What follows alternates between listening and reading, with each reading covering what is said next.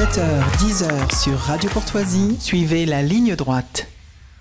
J'ose le prédire, Chartres deviendra plus que jamais le centre de la dévotion à Marie en Occident. On y affluera comme autrefois de tous les points du monde, prophétisait le cardinal Pie en 1855.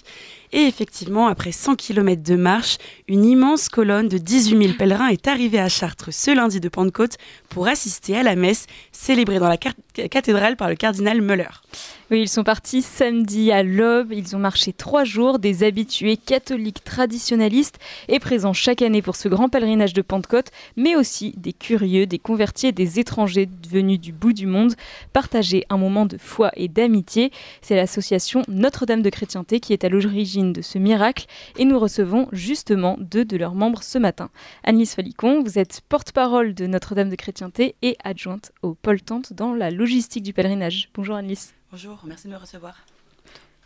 Et Rémi Fontaine, vous êtes professeur de philosophie, vous êtes journaliste, historien, vous êtes l'un des fondateurs du pèlerinage et vous racontez votre expérience dans votre ouvrage « Chartres t'appelle, une Pentecôte de chrétienté » qui vient de paraître aux éditions Via Romana. Donc, bonjour Rémi Fontaine, merci à tous les deux d'être avec nous ce matin pour témoigner de ces pèlerinages de Pentecôte. C'est donc Notre-Dame de Chrétienté qui les organise depuis 1983. Cette année marquait la 42e édition avec des chiffres records. Anne-Lise, vous faites partie de l'organisation du pèlerinage. Avant de revenir sur vos missions précises, quels sont les grands chiffres qu'il faut retenir cette année ? Alors les grands chiffres de cette édition, c'est déjà que le pèlerinage est extrêmement jeune. La moyenne d'âge des chapitres adultes est de 23 ans et de l'ensemble du pèlerinage, lorsque l'on comprend les enfants, les adolescents, ça baisse à 20 ans. Ensuite, nous étions, comme vous le disiez, 18 000. Les chiffres finaux sortiront à la messe d'Action de Grâce dans quelques semaines. Il y avait plus de 400 religieux, donc prêtres, moines, moniales, séminaristes. Il y a eu environ 40 000 hosties qui ont été distribuées lors du pèlerinage. On était plus de 1000 pèlerins bénévoles. Et dis donc, il y a tout un grand nombre effectivement des chiffres vraiment records. C'est la 2e année donc consécutive que Notre-Dame de Chrétienté se voit contraint de restreindre ses inscriptions donc pour des soucis de logistique tellement les chiffres sont grands. Je me tourne vers vous justement Rémi Fontaine, au moment où la France se déchristianise, que les églises se vident, je pense aux communes rurales mais pas que. On pense que les jeunes ont abandonné les lieux de culte, certains ferment et en parallèle il y a un peu cette démonstration de force presque paradoxale. 18 000 pèlerins, Anne-Lise vient de le dire, moyenne d'âge 20 ans, de Paris à Chartres, avec tous cette même fierté d'être chrétiens. Comment vous expliquez un tel succès et cette victoire du retour à la tradition ? C'est un petit miracle, je dirais, c'est le miracle de Chartres, qui a beaucoup d'inspiration. J'ai l'occasion de les évoquer dans mon livre, et je parle notamment de l'inspiration scout, en citant en exergue le mot du père Sevin. Il est toujours bon, pour ne pas vieillir, de se retremper dans l'esprit de ses origines. Il ajoutait, or notre esprit est un esprit de croisade, il y a la croix, ou bien nous n'y sommes plus. Évidemment, il s'agit d'une croisade spirituelle, non pas physique, il s'agit de convertir, et on parlait de la jeunesse du pèlerinage.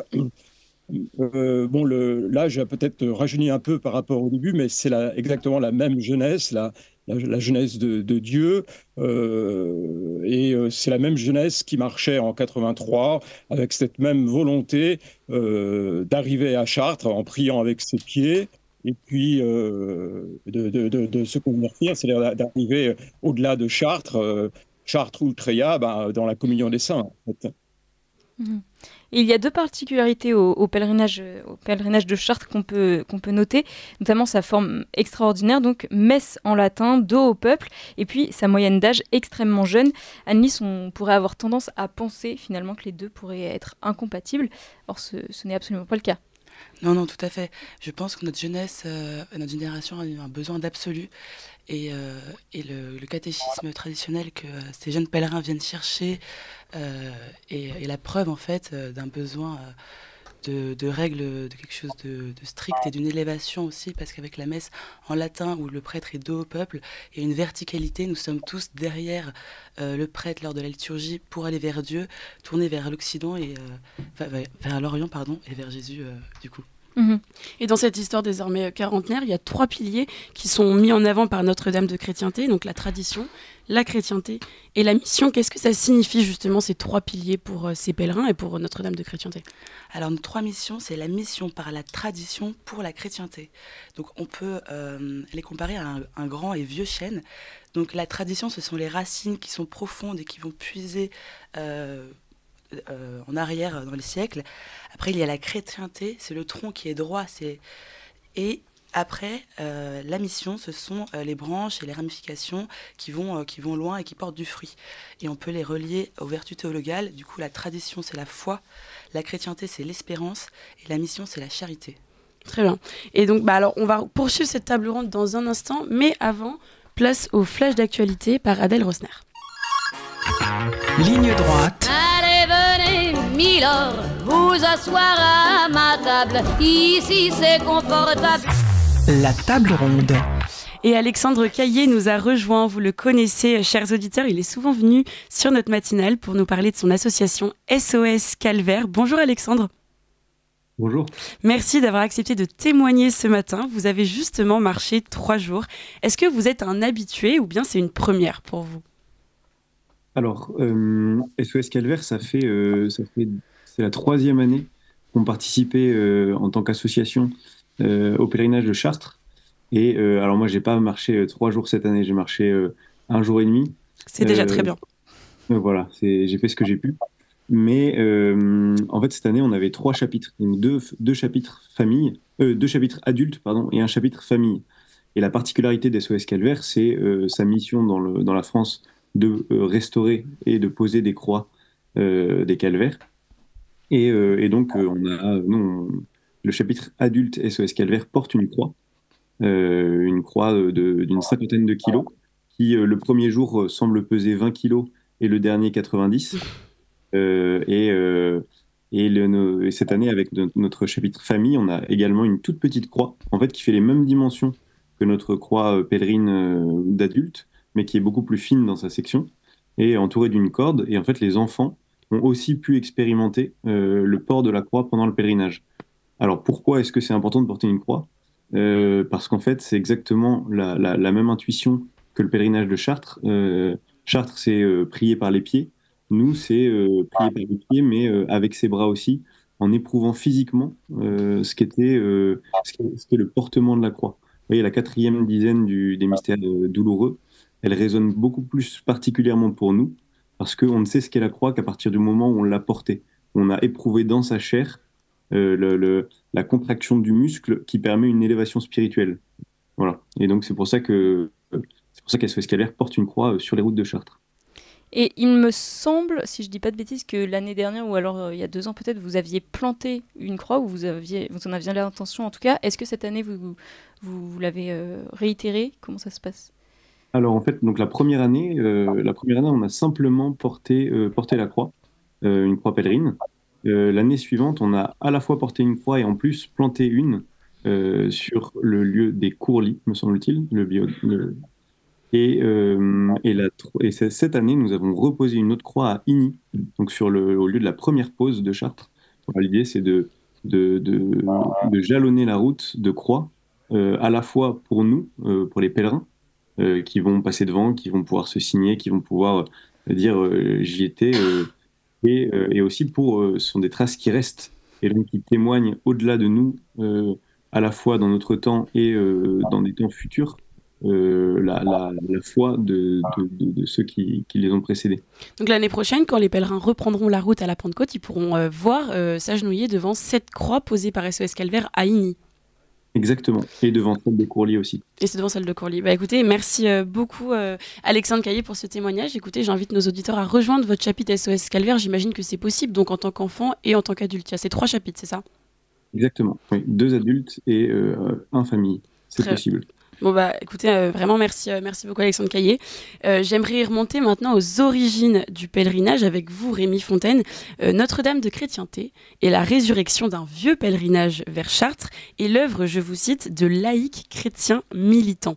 À quoi doit-on sa création en 1983 et pourquoi aller vers Chartres ? Eh bien, nous avons voulu répondre, surtout à l'époque, il faut resituer un peu le contexte, à l'appel de Jean-Paul II, qui venait d'être élu pape en 78, qui avait dit « N'ayez pas peur ». Et Jean-Paul II venait d'un pays communiste, mais de la Pologne très catholique. Et son premier voyage, il avait réservé à la France, en interpellant notre nation, « France, fille aînée de l'Église, es-tu fidèle aux promesses de ton baptême ?» Il avait aussi interpellé notre jeunesse en disant jeune homme, lève-toi, jeune fille, lève-toi. Et je me rappelle très bien ces fameuses paroles au Parc des Princes, la permissivité morale ne rend pas heureux. C'est applicable aujourd'hui. Et donc, nous avons voulu répondre à cet appel, d'autant plus que dans la même année, Bernard Anthony avait lancé le centre Henri et André Charlier, de deux grands convertis au catholicisme, amis de Péguy, précisément. Et le centre Charlier avait été lancé avec une volonté de reconquête spirituelle et d'amitié française. Et nous avons voulu donc répondre à la 3e université d'été qui avait lieu au Ménil-Saint-Loup, à l'appel de Jean-Paul II, en plaçant notre effort militant sous la protection de Notre-Dame, en fils de France et en fils de l'Église. Et vous parliez tout à l'heure de la tradition. Je dois dire que nos pèlerins ne cherchent pas à être des pèlerins d'hier, pas plus que des pèlerins de demain. Ce sont vraiment des pèlerins d'aujourd'hui, c'est-à-dire des pèlerins de toujours. Pèlerin en latin, c'est peregrini. Peregrini, c'est étranger, étranger au monde, dans la mesure où l'esprit du monde est étranger à Dieu. Donc c'est pour ça que nous inscrivons très bien dans le thème de l'année sainte qui aura lieu en 2025 et qui est pèlerin d'espérance. Nous sommes des pèlerins de toujours en quête du royaume éternel, et c'est ce qui fait vraiment notre spécificité. Donc nous ne sommes pas des arriérés qui nostalgiques du passé. Nous sommes vraiment d'aujourd'hui. On le voit bien à la tenue de nos pèlerins, à leur joie communicative. Voilà ce que je voulais indiquer. Et vous parliez dans votre ouvrage de l'étymologie aussi au tout début, de la tradition. Vous parlez du latin ici, donc de tradere, de la transmission. On comprend donc que tradition et transmission sont liées. C'est quoi cette transmission qui vous tient tant à cœur, Rémi Fontaine ? Eh bien, oui, excusez-moi, j'ai un chat dans la gorge. Nous inscrivons dans une continuité historique. Nous revendiquons des inspirations qui vont de Saint-Louis à Péguy, en passant par les Charliers, des laïcs précisément. Et donc la tradition, justement, c'est transmettre. Nous ne prétendons pas innover, inventer quelque chose sous l'espèce d'une nouvelle Pentecôte. Non, nous sommes fidèles à nos anciens. Nous voulons cultiver la vertu de piété filiale. Et l'abbé Jean de Massia, qui a eu la gentillesse de préfacer mon ouvrage, parle de la fameuse formule de Saint Bernard de Chartres. Nous sommes des nains juchés sur les épaules de géants. Et ça, un peu la tradition, c'est que nous faisons que transmettre. Évidemment, la foi est un don, mais qui passe par la transmission temporelle. Et c'est pour ça que vous avez insisté tout à l'heure sur l'importance des laïcs. Nous pensons qu'il y a vraiment une grâce d'État attachée au laïcat chrétien. Du reste, c'était ce qui était voulu par le Concile Vatican II, promouvoir le laïcat chrétien avec les baptisés laïcs, parce que cette grâce d'État est liée à la jeunesse, comme disait André Charlier, mais pas seulement à la jeunesse, elle est liée aussi aux familles et particulièrement aux parents qui ont la charge temporelle, on peut dire, de transmettre la foi à leurs enfants comme eux-mêmes l'ont reçue de leurs parents. Et même si nous ne faisons pas partie en tant que laïcs de l'Église enseignante, Nous sommes redevables, nous avons cette grâce d'État et les organisateurs du pèlerinage ont usé abondamment de ce devoir élémentaire en s'inspirant, d'autres l'avaient fait d'ailleurs avant eux à l'occasion de la crise de l'Église. Je pense notamment aux scouts, précisément, aux scouts d'Europe par exemple, au MJCF, le mouvement de la jeunesse catholique de France, qui avec l'aide d'aumôniers, ont su justement agir en tant que laïcs, comme le demande le Concile Vatican II. Et moi, j'aimerais revenir sur le rite, donc le rite de la messe traditionnelle, qui ne semble absolument pas rebuter les curieux, puisqu'il y a des catholiques aussi issus de l'Église moderne qui rejoignent par centaines le pèlerinage. Donc Anne-Lise, je me tourne vers vous. D'autres viennent aussi du monde entier, des pèlerins du monde entier. Il y a des pèlerinages qui se sont même créés en écho donc, à celui de Notre-Dame de Chrétienté, en Argentine, en Australie, au Rwanda. Ça montre quand même un succès évident jusqu'à l'international. Mais que cherchent en fait ces pèlerins? Ils cherchent une transcendance, justement, comme je disais tout à l'heure, un désir d'aller vers Dieu, un désir de catéchisme plus carré. Et oui, en effet, il n'y a pas que des catholiques traditionnalistes, il y en a environ 55%. Sinon, il y a 15% de pèlerins qui vont à la messe en rite Paul VI le dimanche, et 30% qui font les deux en fonction de leur programme. Donc, Et pour les étrangers, on a en effet 15 nationalités différentes. Oui, il y a pas mal de pèlerinages, même en Espagne. On a Nuestra Señora de la Cristiandad qui s'est complètement inspiré de notre pèlerinage et qui fait sur les routes de la Reconquista un pèlerinage en juillet traditionnaliste comme nous. Donc ça a inspiré des pèlerinages à travers le monde et donc on comprend qu'ils cherchent tous une élévation spirituelle qu'ils ne retrouvent peut-être pas ailleurs. On va continuer de s'axer sur cet aspect vraiment plus spirituel du pèlerinage avec vous, Rémi Fontaine, avant de continuer sur la logistique avec Anne-Lise. Donc ce sont des échanges, des moments de camaraderie, mais aussi des chapelets, des méditations. Cette année, le thème du pèlerinage, c'était les fins dernières. Alors d'abord, de quoi s'agit-il pour ceux qui nous écoutent? Et puis, quel a été le nouveau thème annoncé cette année à Chartres pour l'année prochaine? Alors, le nouveau thème, je ne le connais pas. Enfin, je crois que l'abbé de Massias l'a annoncé à la messe de Chartres. Mais oui, c'est sur le règne du Christ, je crois, pour qu'il règne. Mais le thème de cette année, c'était les fins dernières. J'en parlais tout à l'heure, un pèlerin de l'espérance. L'espérance, c'est l'espérance du ciel. Parce que les fins dernières, c'est le paradis, le royaume éternel, mais ça peut être aussi l'enfer ou le purgatoire. J'aime bien la figure du pèlerinage de chrétienté qui s'inscrit encore une fois dans une tradition qui est antérieure à lui, avec Péguy notamment, mais j'aime à dire que le pèlerinage de chrétienté, c'est un vaisseau marial qui a ses ancres dans le ciel, par la pénitence et par la prière. C'est la chanson de Hugo Frey, c'est un fameux trois-mâts, comme un oiseau. Ce fameux trois-mâts, il a trois grandes voiles, on les a citées, qui s'appelle la tradition, la chrétienté, la mission. Et ce n'est pas ces trois voiles ensemble qui font avancer le navire, c'est évidemment l'esprit, la Pentecôte, c'est le Saint-Esprit qui souffle sur elle, car ce sont des médiations opportune et nécessaire, surtout dans un autre temps.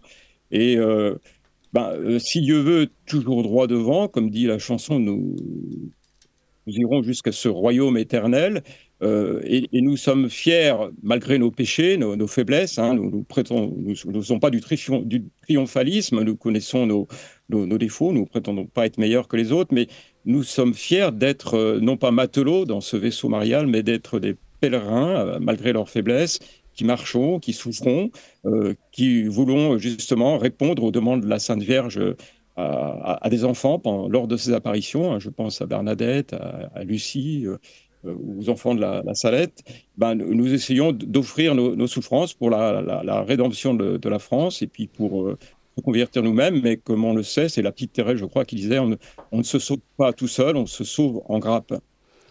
C'est des mots, c'est vrai qu'on n'a pas vraiment l'habitude d'entendre, rédemption, pénitence, purgatoire. Dans votre ouvrage, vous listez les différents thèmes depuis 1983. En 1985, par exemple, il y a axé sur la famille, avenir de la chrétienté, et en 86, en pleine guerre civile au Liban, sur le Liban et les chrétiens persécutés. Quel est le thème qui vous aurait le plus marqué et comment se fait le choix d'un thème de pèlerinage? Qui choisit les thèmes et pourquoi? Est-ce que c'est selon justement les actualités qu'est-ce qui... Voilà. Le thème qui m'a le plus marqué, c'est évidemment le premier, qui est pour le renouveau de la jeunesse spirituelle de France. Mais c'est vrai que la famille a un rôle très important et ce rôle de la famille, Mac Champoiseau, par exemple, qui était très, très attaché, est très important pour nous. La famille signifie vraiment une réalité première, hein. Église domestique, hein, comme dit l'Église. Les thèmes, ils sont choisis par l'état-major, entre guillemets, du pèlerinage, c'est-à-dire le responsable, le président, comme on l'appelle aujourd'hui, ou l'aumônier général, voilà, et décide en fonction de l'actualité, en essayant toujours de rattacher ce thème à l'aspect spirituel, bien sûr, car c'est la réforme intérieur, hein, mais aussi à cette finalité propre du pèlerinage qui est la chrétienté. Donc notre action dans la cité, hein, avec notre attachement à la doctrine sociale de l'Église et particulièrement à la doctrine sociale du Christ roi qui a été développée dans l'encyclique Quas Primas de Pie XI et qui insiste justement sur ce rayonnement social des chrétiens dans la société, car si on sait très bien qu'on n'est plus dans une chrétienté aujourd'hui, nous avons besoin d'espace pour respirer, ce que Benoît XVI appelait des oasis de chrétienté ou des îlots de chrétienté, parce que notre théologie politique, comme pour reprendre un mot qu'a employé le président de la conférence épiscopale, Monseigneur Demoulin-Beaufort, c'est pas très compliqué, c'est la parabole évangélique du terrain de la semence, c'est-à-dire que pour la semence puisse prendre, elle doit trouver un terrain propice, une culture propice, et si elle ne trouve pas cette culture, si elle trouve comme aujourd'hui une culture de mort, il faut bien qu'elle trouve une espèce de contre-culture, c'est Benoît XVI lui-même qui en parlait, et c'est ce qu'il appelait précisément ces îlots de chrétienté, et c'est ce que nous essayons de faire à notre modeste niveau dans le pèlerinage de chrétienté. Eh bien, justement, le pèlerinage, il y a quand même, donc on marche, et il faut une certaine organisation, je pense, pour gérer ces 18 000 pèlerins, un tel nombre. Et donc, non seulement, il faut une organisation non seulement sur place, mais aussi en amont. Et Annelise, est-ce que vous pouvez nous parler un petit peu des différents pôles organisés pour mener à bien ces 3 jours? Bien sûr. Excusez-moi, du coup... Le pèlerinage, forcément, a aussi ses désavantages pour la voix. Exactement. Imaginez une entreprise de bénévoles qui va monter une mini-ville durant 3 jours pour accueillir environ 18 000 personnes. Du coup, il y a des kilomètres de tuyaux qui sont déroulés pour acheminer l'eau pour que les pèlerins puissent se laver le soir.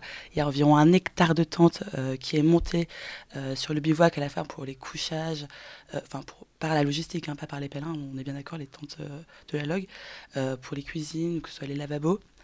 C'est absolument énorme. Il y a aussi le service d'ordre qui sécurise la colonne de pèlerins sur tout le long de la route.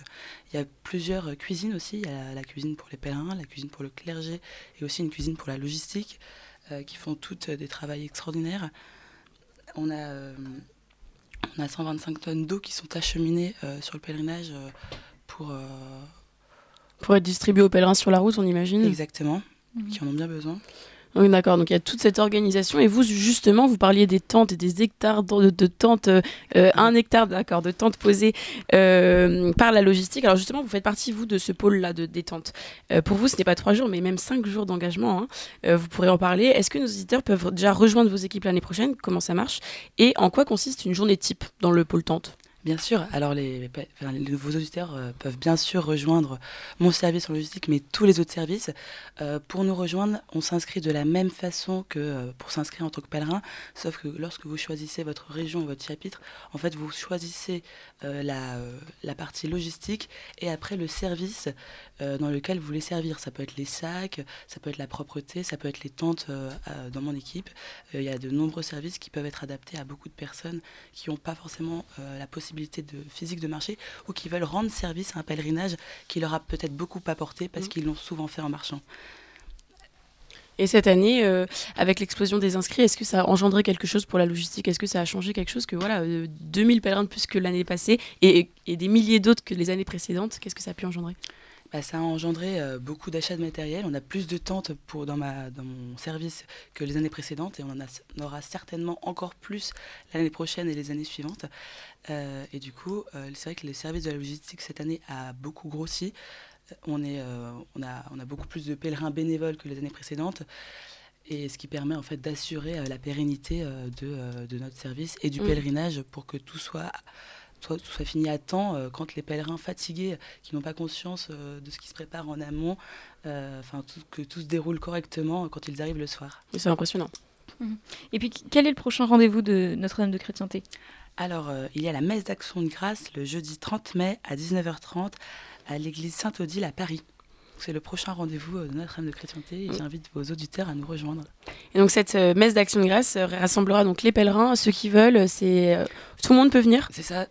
Les pèlerins, les amis du pèlerinage, les curieux qui veulent découvrir éventuellement la messe en latin, pour qui ce serait une première, elle sera célébrée par notre aumônier général, l'abbé de Massia. L'abbé de Massia qui justement a préfacé cet ouvrage de Rémy Fontaine, Chartres t'appelle, une Pentecôte de chrétienté. Un dernier mot ensemble, Rémy Fontaine. Cette année, donc pour la première fois, vous l'avez forcément vu, la messe du dimanche de Pentecôte était retransmise en direct dans l'émission Enquête d'esprit de nos confrères de CNews. Donc malgré la menace du motu proprio dont vous parlez beaucoup dans votre ouvrage et les restrictions de la messe tridentine, on peut garder espoir que la hiérarchie de l'Église arrive à terme à juger peut-être positivement l'arbre par les fruits qu'il porte? Oui, c'est notre espérance. Nous avions été ravis, effectivement, par le motu proprio du pape précédent, le Sumorum Pontificum, qui rendait à la messe traditionnelle toute sa place, sa liberté totale, et qui permettait aux laïcs que nous sommes, aux catholiques traditionnels, de faire l'expérience de la tradition, qui va aussi avec l'expérience de la chrétienté. Je pense qu'il ne faut pas rejeter ce passé. Et à notre place, nous essayons de maintenir ce flambeau, des fois avec la réticence de la hiérarchie. C'était le cas au début, c'est peut-être le cas aujourd'hui, mais je pense que l'histoire montrera que... où la Providence montrera que notre résistance était peut-être nécessaire, mais nous la faisons vraiment dans la soumission à l'Église, en fils de l'Église. Merci Rémy Fontaine, on va finir sur ces quelques mots. Vous êtes l'auteur, je rappelle, de Chartres t'appelle aux éditions Via Romana. J'invite nos auditeurs à se procurer cet ouvrage. Je vous remercie Anne-Lise Falicon, vous êtes donc porte-parole de cette association Notre-Dame de Chrétienté, adjointe au pôle Tente. J'invite vraiment nos auditeurs à soit rejoindre les colonnes l'année prochaine, soit rejoindre la logistique qui a tant besoin. J'invite aussi nos auditeurs à rejoindre SOS Calvaire, ce chapitre quand même assez impressionnant franchement, qui porte une croix, qui en pose, qui parsème ces routes de France. Merci Alexandre Caillé pour votre témoignage et puis à très bientôt.